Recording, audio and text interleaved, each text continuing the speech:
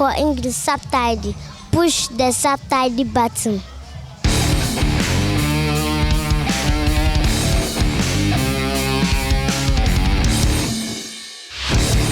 Hallo zu einer neuen Reptil-TV-Folge.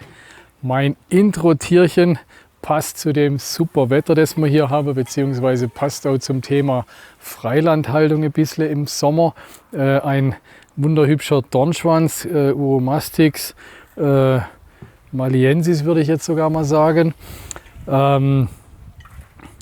Dornschwanzagama, reine Sonnenanbeter. Heute ist ein heißer Tag. Hier in der Sonne 35 Grad, gefühlt geschätzt. Da passt er recht gut und deswegen heute mein Intro-Tierchen für euch. Wir sind hier wieder beim Jörg auf der Schwäbischen Alb. Ihr kennt den Jörg aus mittlerweile 2 Schildkröte-Folgen. Einmal Querbeet und einmal Freilandhaltung haben wir gemacht. Ja.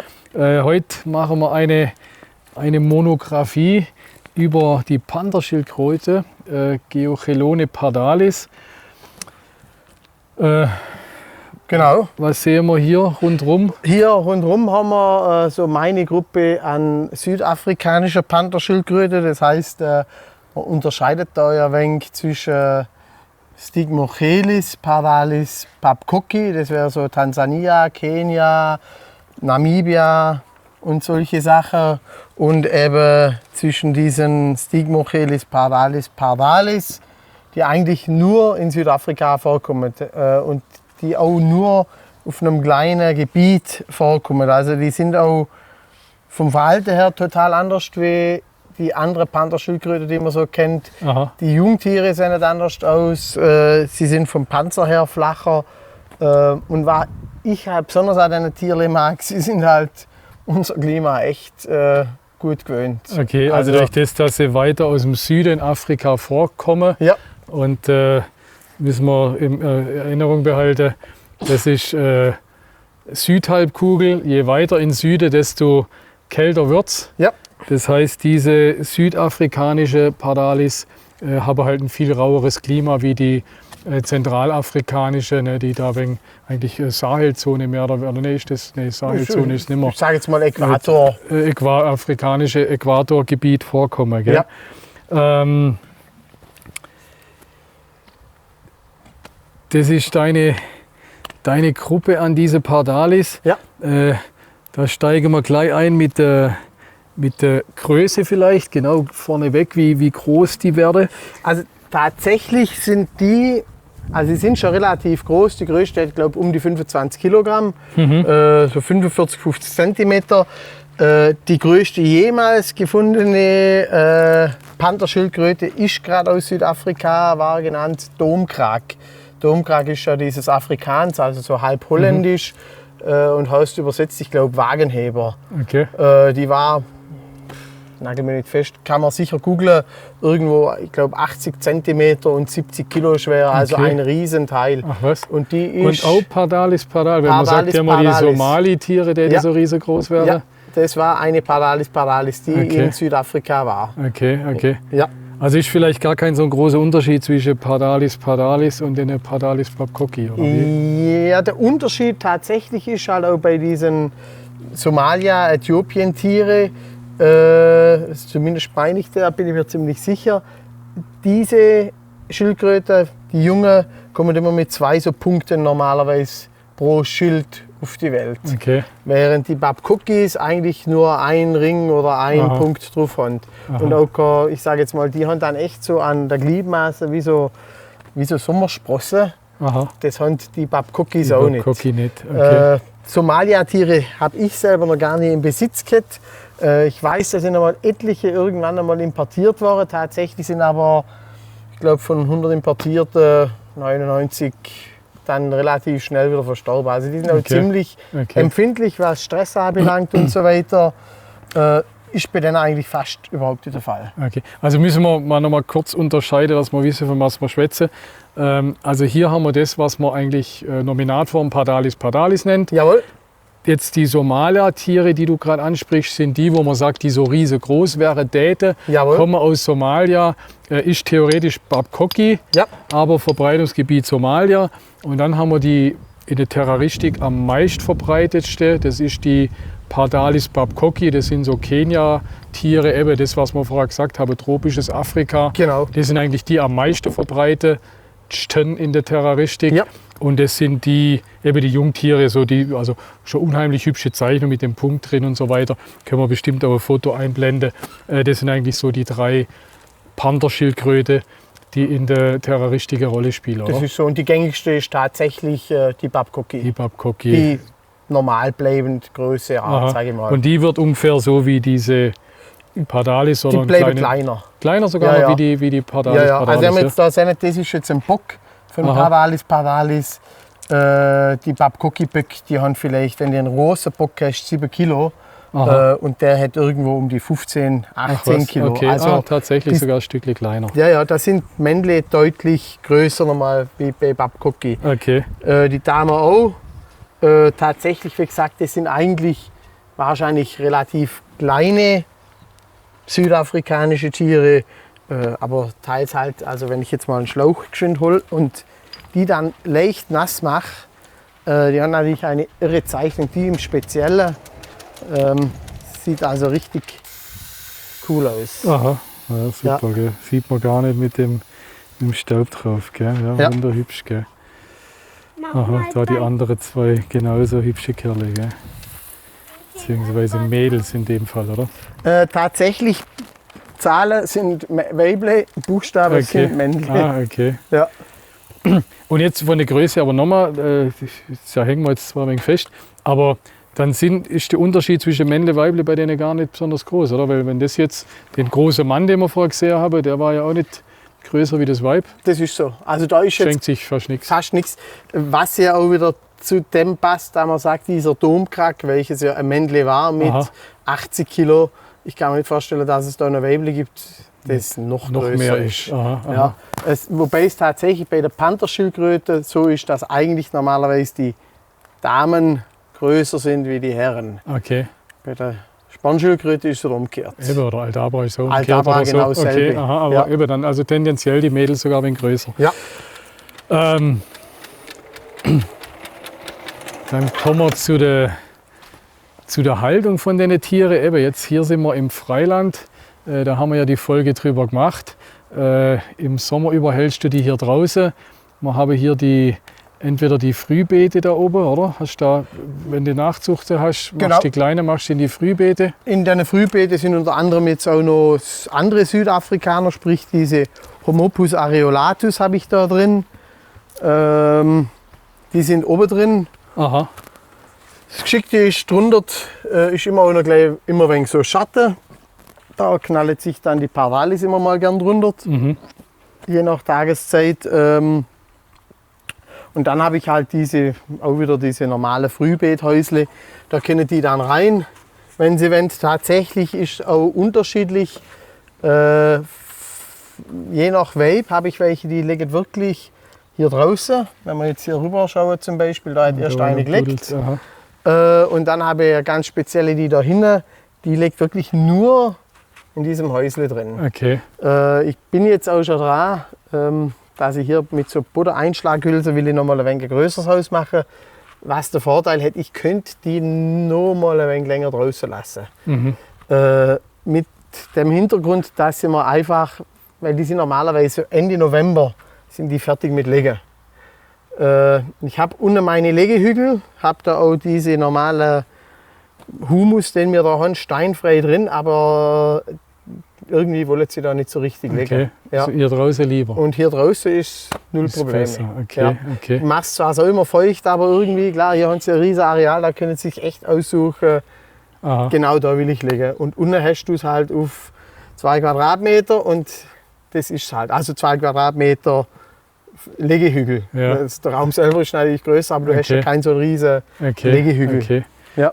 Eben, wenn wir es gerade erwähnen, die meisten Terrarianer haben nicht diesen großen Garten oder sowas. Viele werden die Tiere drin halten. Gucken wir uns drin mal noch die Haltung an, Ja. wie man sie im Haus hält, beziehungsweise auch in der kalten Jahreszeit, Ja. wie sie da hält. Oder? Gehen Genau. wir mal runter. Gehen wir mal runter. Jetzt sind wir hier im Jörgs Terrarie-Keller. Ja. Terrariereich. Habt ihr auch schon mal gesehen in der Folge, wo wir beim Jörg schon mal gedreht haben, gell? Da haben wir hier unten alles gezeigt. Ja. Heute draußen ist es ein wenig schöner, gell? Da haben wir ein wenig mehr Platz, schöner zum Drehen. Jetzt, was wir hier zeigen wollen, ist ja die Terrariehaltung. Du hast da noch ein Jungtier vom letzten Jahr, ist das, gell? Das ist von Anfang dem Jahr, so ist es. Das ist jetzt tatsächlich halt bei Reptilien oder bei Schildkröten auch so. Je nach Bruttemperatur kriegst du Männle oder Weible. Und wenn du es mit der Temperatur leider ein wenig übertreibst, gibt es halt diese Anomalie. Das sieht man jetzt bei dem Tier ziemlich gut. Die hat relativ viel Anomalie. Die bleibt dann tatsächlich bei mir. Und die sitzt halt dann da drin, hat ihre Echeveria, hat da ein wenig Brutblatt und solche Sachen. Ich sage jetzt mal vom Aufbau her ähnlich wie draußen. Und dann eben Entsprechend beleuchtet. Beleuchtung und diese normale HQI-Strahler. HID. HID, genau. Aha, also die oben hast du gesagt, hast vor allem für die Pflanze drin, hast du vorher zu mir gesagt. Und HID als Hauptbeleuchtung mit UV und so weiter. Aha. Und Wärme. Und nachts machst du alles aus wahrscheinlich, also hast du das tagsüber 10, 12 Stunden an. Also im Sommer tatsächlich habe ich diese LED nur an für die Pflanze für ein paar Stunden, damit ich nicht jedes Mal alle Pflanzen neu machen muss, wenn die Schildkröte von draußen wieder reinkommen. Damit die also weil das meiste hier drin leer ist, das ist so. Hast die HID, ja klar, dann hast du nur die LED an, Ganz genau. damit die Pflanzen ein wenig Licht haben. Ja, gut, das sonst, ist, aber es ist kein Terrarietier drin, nicht, dass das jetzt missverständlich ist. Okay, also soweit zur Terrariehaltung und klar, Wasserschale rein, Futter rein, das Übliche, wie man es kennt. genau. Und tags, dann hast du unterm Strahler, was wird da sein, 35? 35, 40 Grad, so 40 ist es. Grad. Im Terrarium normal so 28 bis 30 Grad, normale Luftfeuchtigkeit von 40 bis 60%, vielleicht auch 70 ist auch kein Problem. Man kann auch so eine Art Reckhaltung machen für Schildkröten, ähnlich wie man es bei der Schlange hat. Okay. Vielleicht nicht ganz so... Reckhaltung, oh je. nicht ganz, Reizthema. das ist so nicht ganz so eng vielleicht wie bei der Schlange, aber ich habe tatsächlich auch mehr oder weniger diese Reckhaltung mit diesen X-Reptile-Terraria halt übereinander. Und dann gibt es ja diese Schublade, da kannst du dann einen schönen Abstand machen, machst eine Beleuchtung rein, ist halt für Kleintiere, also sprich für Nachzucht ideal, weil du echt bloß, da machst du ein paar kleine Schildkröten rein, 5, 6 Stück, die rennen da drin rum, Schublade raus, reinigen, wieder rein, fertig. Ist hygienisch, einfach super. Und die bleiben da nicht drin, bis sie adult sind. Das ist bis sie zum Großhändler oder egal wo nachgehen und dann weg. Ja. Okay, gut. Dann haben wir noch das Thema Zucht. Hier dein Catch of the Day sozusagen, oder? Genau. Und tatsächlich, dann haben wir sogar gleich die Mutter hier. Die hat dann, jetzt muss ich gerade überlegen, vorgestern gelegt. Ich mache die Eier dann immer, lasse sie zuerst ein wenig trocknen, weil die anfangs immer noch so glitschig sind. Wenn du die dann sauber machst, da ist mir schon passiert, trotz Gummi oder Latexhandschuh, dass die mir aus der Hand gleitet, dann sind sie kaputt. Lasse sie kurz trocknen, einen Tag, 2, das heißt, die kommen auch nicht direkt in den Inkubator bei mir, sondern ich mache die bei 16 Grad, 17 Grad rum für 6 Wochen, so eine Art Diapause. Und dann komme ich wieder raus, dann lasse ich sie nochmal einen Tag, 2 unten im Terrarienraum standen, da haben wir es dann ein wenig wärmer. Und dann erst kommen sie in den Inkubator. Okay. Ja. Und was hat es mit den 16 Grad auf sich? Oder wie? Die brauchen also so eine kühle Phase. Also auch Pantherschildkröte ist ja so ein wenig der Rekordhalter, was die Inkubationszeit anbelangt. Das heißt, ich glaube, da gibt es Eier, die erst nach 400 oder 450 Tagen geschlüpft sind. Okay. Das habe ich schon gehabt bei Feroxy und jetzt bei Panther hättest du es wahrscheinlich auch. Durch das, dass man die ein wenig so kalt stellt, gibt es im Ei so ein Signal, jetzt musst du dich entwickeln. Okay. Und dann fängt sich das an mit Entwickeln. Das ist so, habe ich aus einem Bericht rausgelesen, aus dem Zoo Prag, die auch diese Pardalis nachzieht, die anfangs immer viel Schildkröten gehabt haben und viel Eier, aber nie nachzuchten. Soll ich nur die? Ja. Und irgendwann sind sie dann nah und haben das einfach mal so probiert. Und seitdem funktioniert es. Und dann habe ich gedacht, weißt du was, was bei denen funktioniert es wahrscheinlich für uns auch. Und funktioniert gut. Lege die in der Natur im Spätherbst ab, dass es erst mal kalt wird? Oder wie ist das? Ich würde sagen, wenn ich es jetzt so sehe, wie mir jetzt, also ich drehe es ja jetzt um. Ich sage jetzt haben wir praktisch, bei mir liegen die ersten Schildkröten irgendwann so Anfang Juni. Dieses Jahr haben sie sogar schon Ende Mai gelegt, die erste. Aber normalerweise so immer Anfang Mitte Juni. Das heißt, wenn man das jetzt umdreht und sagt, okay, wir sind auf der Südhalbkugel, ist ja Mitte Juni bei denen eigentlich so Mitte Winter. Aha. Das heißt, sie legen im Winter ihre Eier ab. Also wenn es praktisch kalt ist. Aha. Und haben dann im Sommer, klar, wahrscheinlich auch weil es relativ trocken ist im Sommer, wenn man so will, dann ihre normale Paarungszeit wahrscheinlich und so weiter. Okay, Ja. wobei klimatisch wäre die ja bestimmt Nordhalbkugel-Rhythmus drin haben, oder? Oder hast du, oder eben in deiner Terrarie, also im Sommer hast du hier draußen, Ja. es ist heiß, im Winter hast du sie auch heiß, oder was? Im oder? Winter habe ich sie noch wärmer. Das heißt, Hast du noch wärmer, okay. im Sommer haben wir ja eigentlich, ich sage mal, wenn wir mal 35 Grad haben bei uns, dann ist das ja, keine Okay, Ahnung, okay. vielleicht einmal eine Woche. Tatsächlich hast du ja in Südafrika im Winter Temperaturen mit 25, 30 Grad. Okay. Aber dann hast du halt Kalte nachts Nächte. kalte Das haben wir hier ja eigentlich auch. Und Ne? das haben wir regelmäßig, das Okay. ist so. Darum denke ich echt, die Dass sind immer noch... unser Sommer hier eher denn ihr Winter ist. Genau. Und dein Terrarium Winter, wo du Ist- voll heizest und alles, ist der ihren Sommer. Denen ihren Sommer, so Okay, ist es. naja, das macht vielleicht Sinn. Ich habe auch unten im Keller praktisch fast nie Paarungen. Aha. Die habe ich dann erst wieder, wenn sie raus sind. Wenn sie hier draußen Ja. und eben nachts kühle Nächte haben und Ja. heiße Tage. Ja, gut, das kann. Oder wenn du sie im Frühjahr rausmachst, ist ja noch kühler, Ja, wird dann langsam wärmer. Ja, kann sein, dass die dadurch das als die kühle Phase empfinden. Gell? Ja, und dann kommen so Tischtennisbälle raus hier. ja, Hartschalige, hübsche Tischtennisbälle. Und dann eben, da machst du also 2 Monate kalt, hast du gesagt? jawohl. Und 6 dann Wochen. 6 Wochen Ja. und dann in den Inkubator. Und Wie dann lange geht's? 2,5, 3 Monate. 3 Monate, also Ja. insgesamt eine Runde, knappes halbes Jahr Ja, Inkubationszeit. im Inkubator dann 32 Grad, 32,5 so. Okay, doch, Ja. dann auch richtig gut warm, gell? Ja. Ja, und dann kommen die hübschen kleinen Babys raus und landen im Terrarium bzw. in den Frühbeete, wie wir es eingangs gesehen haben. Ja, Und damit schließt sich der Kreis. genau, Okay. so ist es. Ja, ich danke dir für die interessante Einführung oder für den interessanten Rundgang. Ich glaube, konnte man einiges über jetzt speziell Pardalis lernen. Wie gesagt, die am meisten gehaltene Pardalis babcocki in der Terraristik, von der Haltung her sicherlich genau gleich.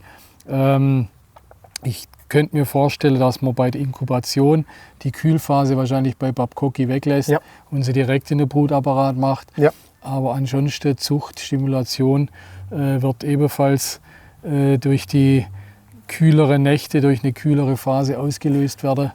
Was ich halt gehabt habe bei den Babcockis, nachts trotzdem in einem leicht beheizten Frühbeet. Mhm. Ja, also die mögen die extrem kalte Nächte jetzt nicht. Denen ist es tatsächlich egal. Ach so, wo die Babcockis hier Freien. im Freien kalte hast die noch zusätzlich beheizt. Ja. Ja, genau, du hattest ja früher auch Babcockis. Ja. Ja, jetzt habe ich, Genau. stand die auf dem Schlauch. Aber in der Zwischenzeit nur noch die Pardalis. Gut. Ja. Ja, Jörg, vielen Dank Gerne. fürs Zeigen. Gruß an alle Reptil-TV-Fans. Checkt die Balls vom Jörg sozusagen. Kann man so sagen. Diese Balls. Diese. Wenn euch Reptil TV gefällt oder wenn euch Reptil TV hilft, freue ich mich. Das ist meine Intention. Deswegen mache ich diese kostenlose Filme. Ich freue mich natürlich auch, wenn ihr so lieb seid und im Gegenzug mich bzw. uns etwas unterstützt. Zum einen, wenn ihr Terraristik-Produkte braucht, freue ich mich, wenn ihr sie bei uns bei M&S Reptilien kauft. Abonniert bitte den Channel, das hilft uns auf jeden Fall weiter. Macht die Glocke an, dann tut es immer aufpoppen, wenn ein neuer Film kommt. Und dann haben wir euch noch ein zufälliges Video und das letzte Video, wenn ihr noch mehr von Reptil TV sehen wollt.